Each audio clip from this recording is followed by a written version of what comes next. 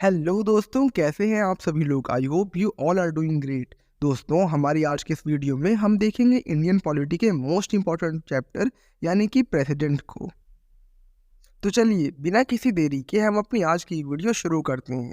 दोस्तों, प्रेसिडेंट को overall view लेने के लिए हम प्रेसिडेंट चैप्टर को 4 पार्ट्स में तोड़कर समझने की कोशिश करेंगे, जो कि होंगे articles, election and appointment, powers और एक प्रेसिडेंट बनने के लिए क्या क्वालिफिकेशन होती है। इन 4 पॉइंट्स के इर्द गिर्द हमारा पूरा प्रेसिडेंट चैप्टर घूमेगा। तो हमारा पहला जो स्लाइड है वो है आर्टिकल्स के रिगार्डिंग। तो जो प्रेसिडेंट होता है वो 52 से लेकर 78 आर्टिकल्स में मेंशन किया जाता है, जो कि पार्ट 5 है इंडियन कॉन्स्टिट्यूशन का।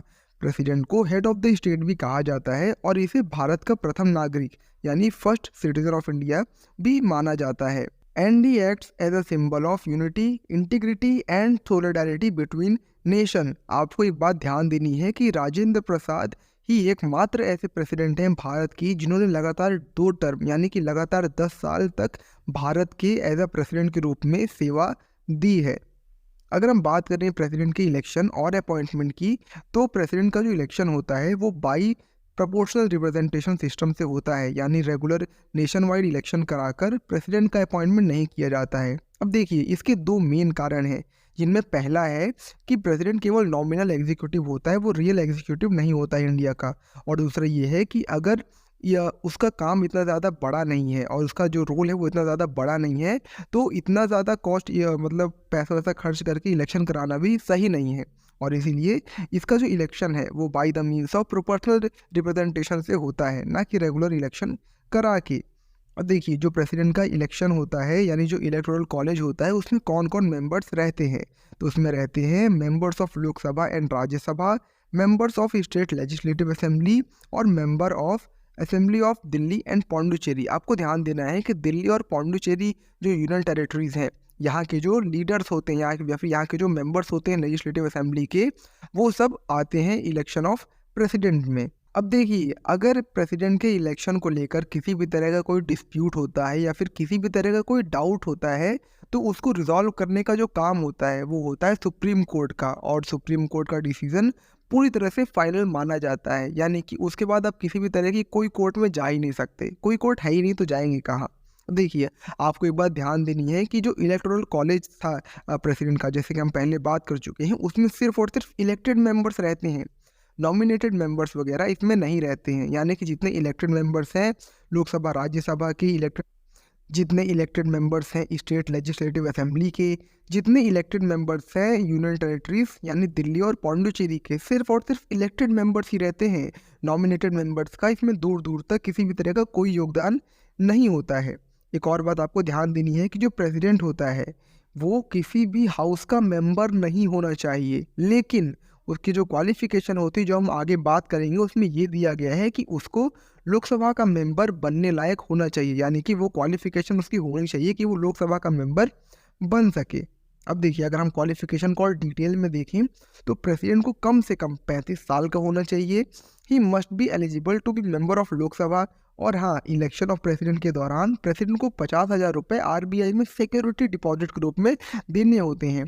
उसका मेन रीज़न ये होता है कि अगर कोई भी किसी भी तरह से मान लेते प्रेसिडेंट इलेक्शन हार जाता है तो उसके बाद वो उसका जो पैसा है वो जब्त कर लिया जाएगा, या फिर अगर वो हार जाता है या फिर अगर जो टोटल वोट्स पोल किए जाते हैं डाले जाते हैं उसका अगर 1/6 वोट उसको नहीं मिलता है तो जो उसका पैसा है वो जब्त कर लिया जाता है। अब देखिए, जो प्रेसिडेंट के अलाउंस होते हैं यानी कि जो उसको पैसा यानी जो उसका जो पर्सनल खर्च होता है फिर उसकी सैलरी होती है, ये सब चीज़ पार्लियामेंट ही डिसाइड करती है। प्रेसिडेंट नेता होते हुए भी खुद के मतलब प्रेसिडेंट एक तरह से हेड ही है पूरी स्टेट का, तो इतनी बड़ी पावर होने के बाद भी वो खुद की सैलरी खुद डिसाइड नहीं करता है। और ये है ब्यूटी हमारे इंडियन डेमोक्रेसी की। जो प्रेसिडेंट होता है उसको उसके ऑफिस से किसी भी तरह से हटाया नहीं जा सकता है जब तक वो अपने ऑफिस पर है। और अगर हटाना भी है तो उसका एक अलग प्रोसीजर होता है, यानी कि 14 दिन पहले नोटिस वगैरह देना होता है, वो अलग चीज़ है, उसके बारे में हम बाद में देखेंगे। जो प्रेसिडेंट होता है he is immune from every criminal proceedings even if it is personal.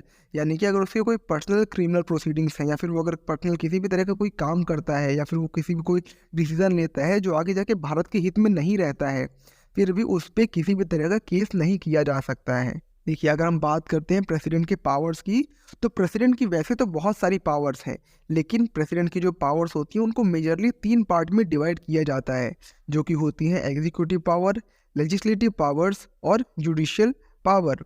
बात करें अगर एग्जीक्यूटिव पावर की, तो वो किसी भी एरिया को शेड्यूल एरिया डिक्लेयर कर सकता है। अब देखिए, किसी भी एरिया को शेड्यूल एरिया डिक्लेयर करने के लिए कुछ फैक्टर्स होते हैं, जिसमें पहला होता है कि अगर वो भारत के जुरिडिक्शन के थोड़ा आगे पीछे है, यानी कि अगर वो आइसोलेटेड एरिया पे है, जैसे लद्दाख हो गया, नॉर्थ ईस्टर्न स्टेट हो गया, तो ये सब भारत के थोड़ा ऐसे सेंटर में नहीं है, और अगर इनमें डेवलपमेंट अच्छे से नहीं हो पा रहा है, या फिर किसी भी तरह की कोई दिक्कत आ रही है, या फिर अगर वो स्टेट नया नया फॉर्म हुआ है, जैसे आंध्र प्रदेश हुआ, जैसे अभी लद्दाख हुआ है, तो ऐसी स्टेट में प्रेसिडेंट जो है अपना वो यूज़ करके उसको शेड्यूल एरिया डिक्लेयर कर सकता है।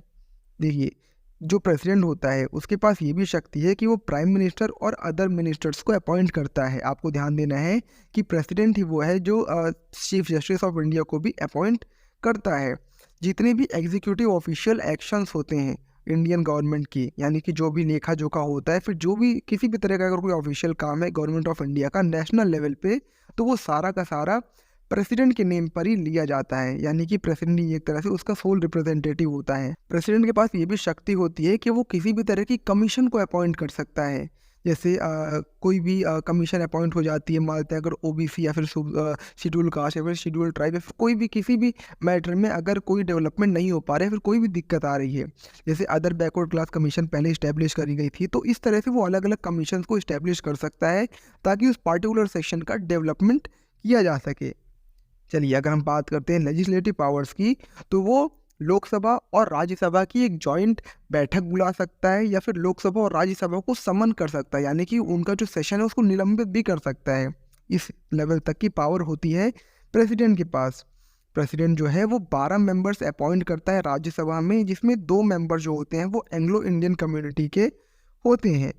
अब देखिए, जैसे कि हम पहले देखे थे कि प्रेसिडेंट आर्टिकल 244(2) के अंतर्गत ये शेड्यूल एरिया डिक्लेयर कर सकता है, उसी तरह से अच्छी गवर्नेंस के लिए या फिर अच्छे डेवलपमेंट के लिए अंडमान और निकोबार आइलैंड हो गया, लक्षद्वीप हो गया, दादरा एंड नागर हवेली हो गया, गोवा हो गया, इन सब रीजन में ठीक तरह से डेवलपमेंट हो पाए, ठीक तरह से लॉ का रेगुलेशन हो पाए, इसके लिए वो अपने हिसाब से भी नियम कानून बना सकता है। अगर बात करें हम जुडिशियल पावर्स की, तो प्रेसिडेंट के पास इतनी शक्ति होती है कि वो सुप्रीम कोर्ट और हाई कोर्ट के जजेस को अपॉइंट करता है। प्रेसिडेंट के पास ये भी शक्ति होती है कि वो सुप्रीम कोर्ट की एडवाइस ले सकता है किसी भी लॉफुल काम में, और जो वो एडवाइस लेगा उसके लिए वो बाध्य नहीं होता है, यानी कि ऐसा नहीं होता कि अगर वो कोई भी एडवाइस ले लिया है तो उसको वो काम करना ही है। वो उसकी बुद्धि के ऊपर होता है, वो करे चाहे ना करे, लेकिन एडवाइस लेने के लिए वो ले सकता है, और एडवाइस देने के लिए सुप्रीम कोर्ट के जज जो होते हैं वो बाध्य होते हैं। देखिए, आर्टिकल 72 के अंतर्गत प्रेसिडेंट के पार्डनिंग पावर यानी क्षमा शक्ति के बारे में बताया गया है।